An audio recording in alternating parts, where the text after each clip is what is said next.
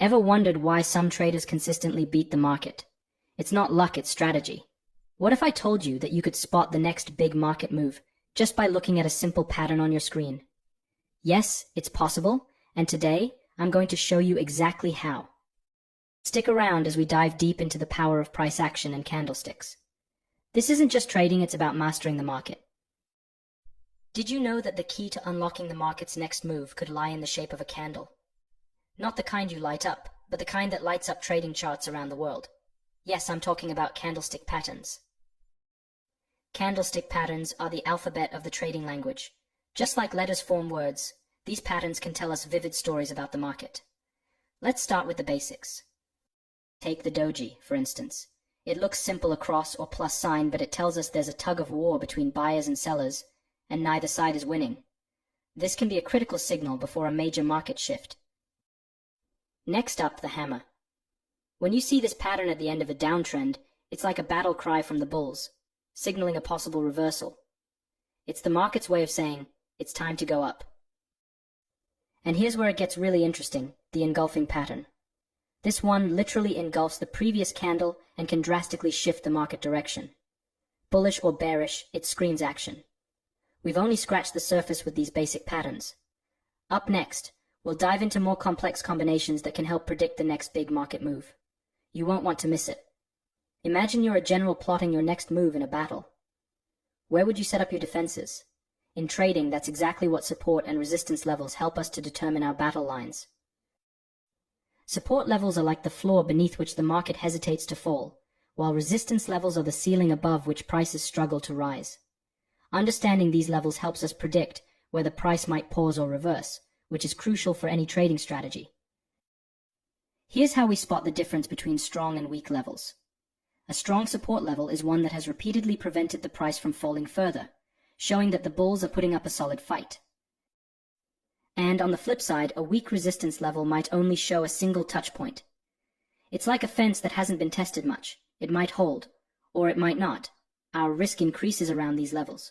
To mark these levels accurately, we use tools like horizontal lines, trend lines, and moving averages. Let's pull up our charting tool and I'll show you how to do it step by step. First, we identify the peaks and troughs. For support, look for the lows where the price bounces upwards, and for resistance, note the highs from where it falls back. I use horizontal lines to mark these because it clearly shows where the price has reacted in the past. Mastering the art of identifying key levels can dramatically change your trading outcomes. It's all about reading the signs and setting up your strategies accordingly. Stay tuned, because next, we're diving into how to leverage these levels for optimum trading entries and exits. Look at this chart. See how the candlesticks start large and then get progressively smaller as they approach this support level?